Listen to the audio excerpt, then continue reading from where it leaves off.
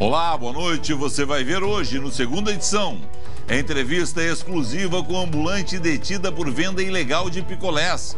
Ela admite que foi agressiva, mas reclama da brutalidade da Guarda Municipal de Porto Alegre. Luto no Picadeiro. Artista de grupo circense morre após queda em ensaio. Com 700 milhões em atraso, governo estadual reúne secretários municipais para debater a crise na saúde.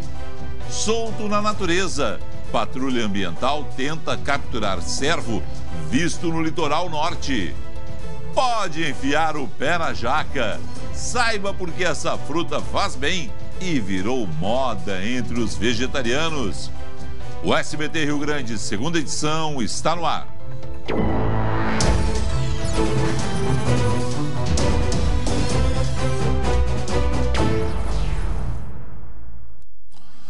Ontem nós mostramos a imagem de uma vendedora de picolés de 60 anos sendo imobilizada pela Guarda Municipal na orla do Guaíba, em Porto Alegre. O vídeo ganhou repercussão nacional nas redes sociais. Nós localizamos a vítima, que falou com exclusividade com a nossa equipe de repórteres. A mulher é imobilizada pelo guarda municipal, que a algema. Com o joelho, ele mantém a vendedora ambulante de 60 anos no chão. Outros 2 servidores também acompanham a situação enquanto ela grita por ajuda. Me ajuda! Me ajuda! O que ela fez? Está ilegal. O caso aconteceu no último domingo no principal ponto turístico de Porto Alegre, a Orla do Guaíba. A falta de respeito com o ser humano, porque as crianças vão lá para fazer festa, vão ser felizes, e o pai vai lá e compra picolé, e compra sorvete, eles brincam comigo. A venda de picolés complementa a renda da idosa. Há cerca de 8 anos, ela cria sozinha uma filha com deficiência e um filho. Abandonou o marido quando ele começou a beber e se tornou agressivo. Como precisa cuidar dele, só consegue trabalhar aos domingos e feriados. O carrinho é emprestado e ela ganha uma comissão em cima das vendas. Segundo a prefeitura, existe uma lei que regulamenta a atuação dos ambulantes. Para ver o registro, ela precisaria de um certificado da vigilância sanitária, documentos que a dona Olívia não tem. Eu fui lá na SMIC, até o guarda tinha dito que eu ia lá e ia resolver. Eu fui lá na segunda-feira de madrugada e fui lá e consegui nada. Alguém tem que fazer alguma coisa, porque a gente precisa desse dinheiro, né? A Secretaria Municipal de Segurança se manifestou por nota. Informou que a guarda agiu de forma correta, conforme protocolos de segurança, uma vez que a vendedora foi orientada a deixar o local, não obedeceu a ordem e ainda usou uma cadeira para agredir os servidores. Dona Olívia assume que agiu de forma violenta. Ele veio e pegou no carrinho, né? E naquele momento eu senti que ele ia prender meu carrinho e eu agredi ele. Normal que nessa parte eles podem ter razão, me seguraram e me algemaram, só que doía muito o meu braço. Na minha idade, ser algemada, trabalhando, na minha memória doeu muito, sabe? Mas para esse defensor dos direitos humanos, o uso da força foi desproporcional. Nós estamos aí frente a uma situação de covardia e de despreparo.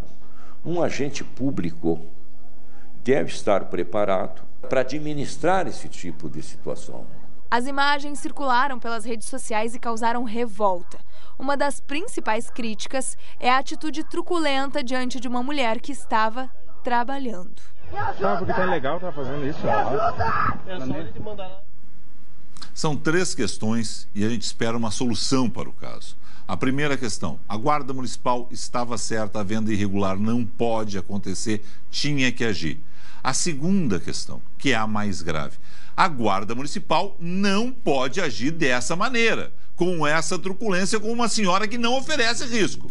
Ah, não, ela se irritou, ela pegou uma cadeira. Para um pouquinho, olha o tamanho dos marmanjos. Por favor, isso não, foram covardes, erraram.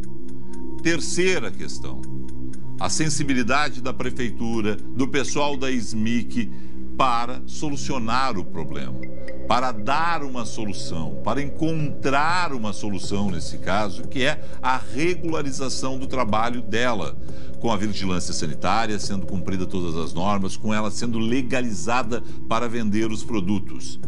As três questões são bem diferentes, mas a gente espera que a prefeitura tome uma atitude, quem sabe ganhe com isso, né, a simpatia que perdeu com a truculência da Guarda Municipal, procurando uma solução para um caso que é grave. Ela precisa trabalhar e a prefeitura pode viabilizar isso através de cursos e através das licenças.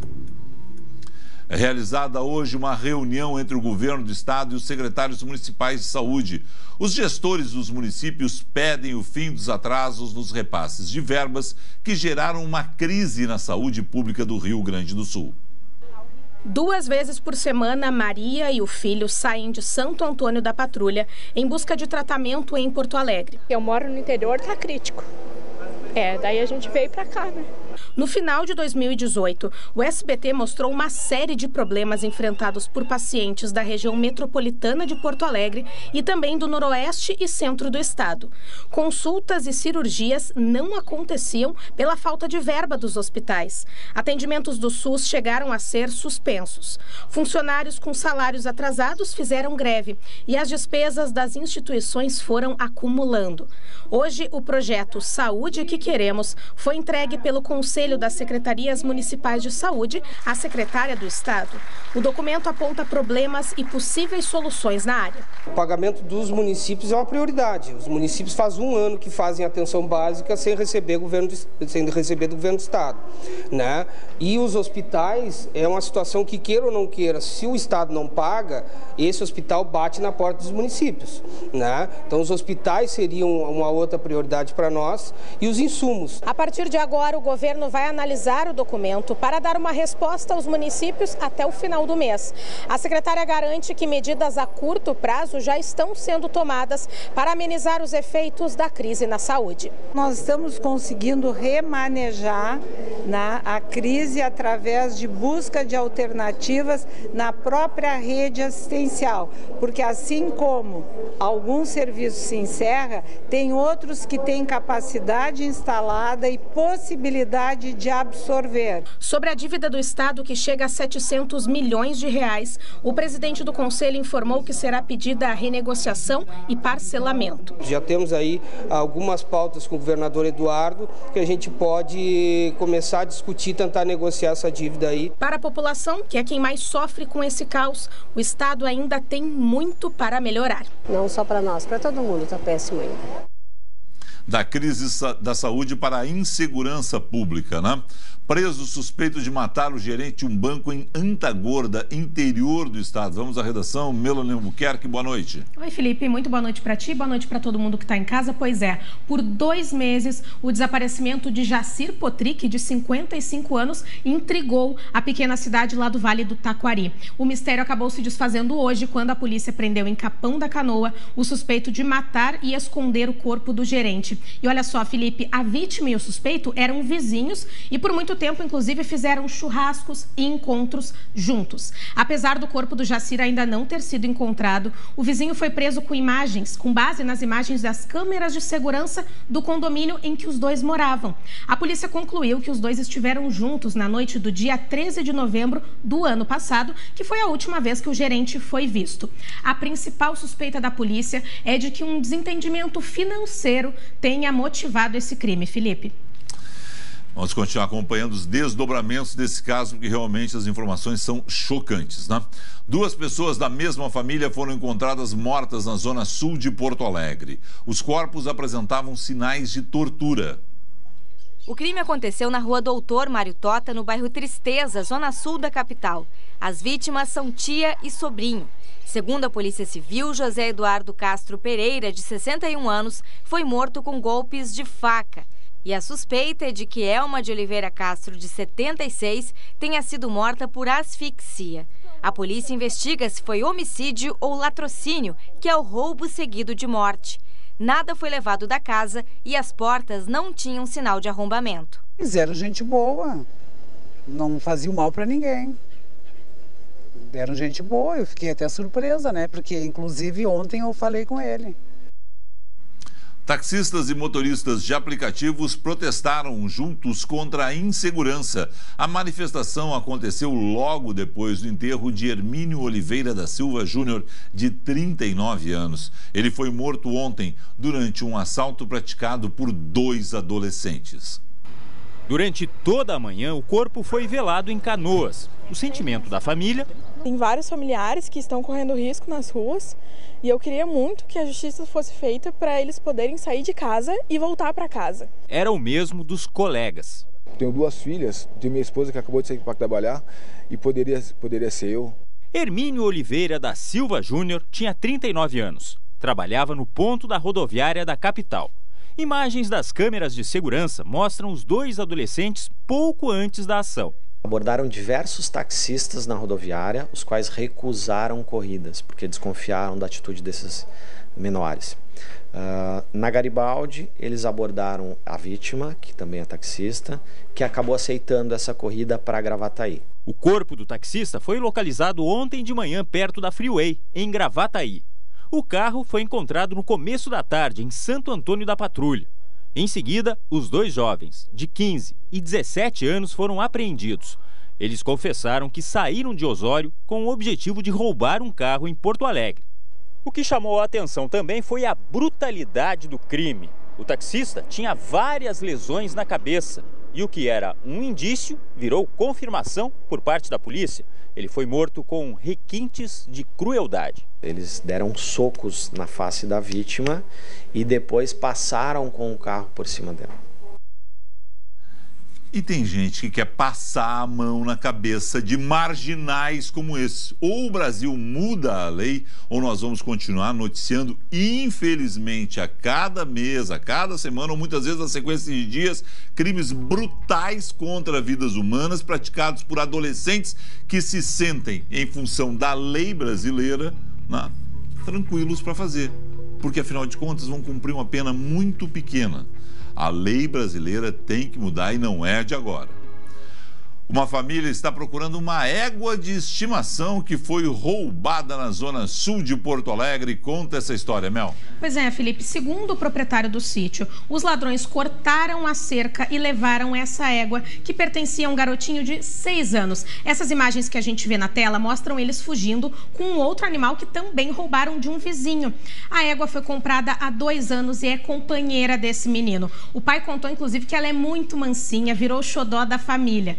O caso aconteceu na zona sul de Porto Alegre na semana passada, mas como ainda não surgiu nenhuma pista sobre o paradeiro do animal, a gente está divulgando. Quem tiver informações pode passar para o pai desse menino, que deve estar sofrendo muito, né, Felipe? É o animal de estimação dele, né? Alguns têm cachorro, gato, outros têm cavalo, né? Que são animais super tranquilos.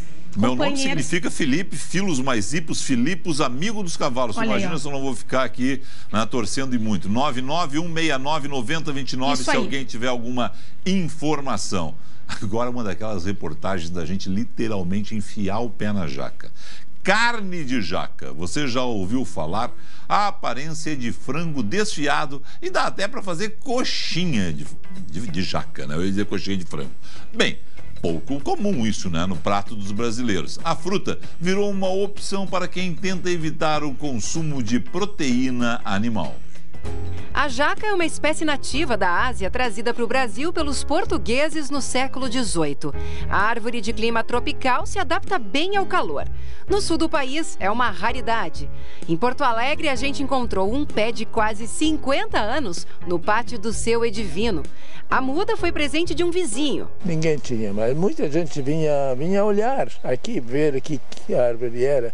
Ficaram admirados porque dava uma fruta enorme, eram as frutas. Apesar da expressão botar o pé na jaca remeter a orgias alimentares, a fruta só tem benefícios para a saúde. Segundo essa nutricionista, ela é rica em fibras, vitaminas e minerais. Principalmente os com grande potencial antioxidante, que é vitamina A, vitamina C, o zinco, magnésio. A semente possui ainda um composto que previne câncer de intestino. O consumo tradicional é da jaca madura, mas a fruta ainda verde dá origem a uma moda que invadiu a internet: a carne de jaca. O alimento passou a aparecer na mesa de veganos e vegetarianos por lembrar frango desfiado. A coxinha de jaca virou um sucesso.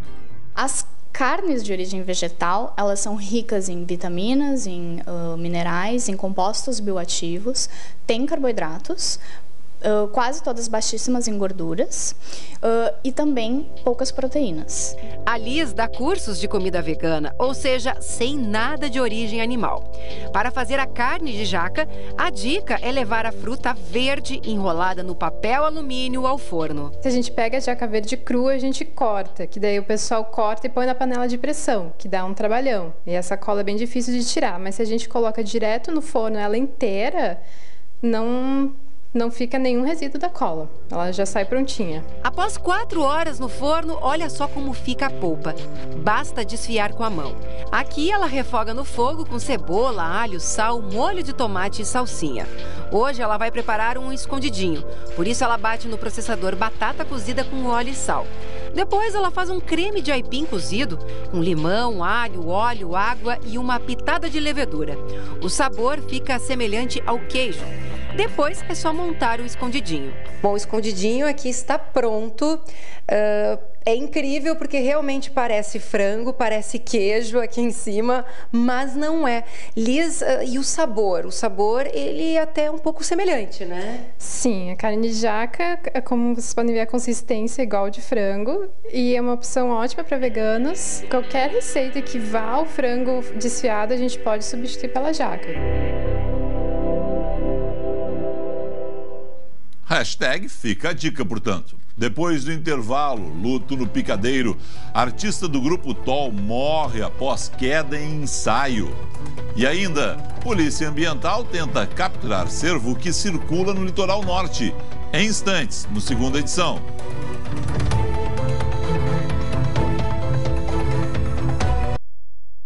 SBT Rio Grande, segunda edição.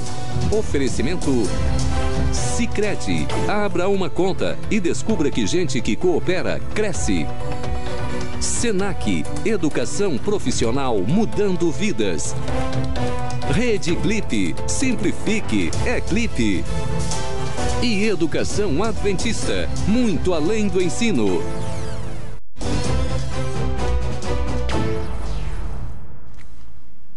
Um integrante do grupo circense TOL morreu durante um ensaio em Pelotas. As informações direto da redação. Notícia triste, né? Todos nós admiramos demais o TOL. Melanie Buquerque. Muito triste, Felipe. O Fernando Domingues, de apenas 26 anos, treinava em um equipamento chamado quadrante. Ele tá ali, ó, nessas imagens, ó, pendurado, Felipe, é ele. Quando caiu de uma altura de 4 metros. Segundo a assessoria do grupo TOL, o Fernando era muito talentoso e dominava as acrobacias nesse equipamento. O artista, natural de Belo Horizonte, fazia parte do elenco há cerca de 2 anos. Antes de se manifestar, a direção do grupo circense, aguarda informações da perícia sobre as causas do acidente. O espetáculo Saltantes, que estrearia na noite de amanhã, quinta-feira, lá no cassino, foi cancelado. Nossa solidariedade à família e ao grupo TOL. A quarta-feira foi de calor intenso no Rio Grande do Sul, com pancadas de chuva na Campanha e região centro do estado. Olha, Felipe, calor é pouco, né? Que a situação estava crítica. Pois então, tem previsão de pancadas de chuva em áreas do noroeste e nordeste amanhã. Vamos aos mapas para conferir como é que fica a situação em todo o estado. No litoral norte, previsão de chuva rápida e isolada. Nas demais áreas, vai ter sol, alternando com períodos de maior nebulosidade. Mínima de 21 graus em Santa Maria e São Lourenço do Sul. Máxima de 33 em Santa Rosa e Uruguaiana. Aqui em Porto Alegre, previsão de sol, mas não está descartada a chuva localizada, que é aquela quando chove em um bairro, mas não chove no outro. Mínima de 21 graus e máxima de 33. Portanto, dias bonitos, sábado e domingo de sol. Que maravilha, hein, Mel? Muito bom. Para fechar, quem está no litoral, policiais da Patrulha Ambiental tentam capturar um cervo que foi visto no balneário Rainha do Mar, Mel. Pois é, Felipe, a espécie cervo do Pantanal está ameaçada de extinção. Esse vídeo foi gravado por policiais em uma das tentativas de capturar o animal. O Comando Ambiental alerta para quem avistar o cervo, avise imediatamente a patrã, já que é um animal arisco e pode ferir alguém ou até se machucar em uma tentativa de fuga. O comando afirmou que o cervo não é naturalmente encontrado no litoral e que ainda não sabe como ele veio parar na região, mas é uma imagem curiosa, né, Felipe? Exatamente, e a grande curiosidade de todos nós é exatamente como ele foi parar no litoral nosso. Isso aí que nós vamos averiguar, tá? Perfeito, uma excelente noite para você. Boa noite, volta amanhã, tchau. Mais notícias locais amanhã às 11h40 com o Marcelo Chemali, na sequência Débora de Oliveira e os gols se acontecerem do jogo do Grêmio hoje contra o Aimoré. Nós voltamos amanhã. Tchau.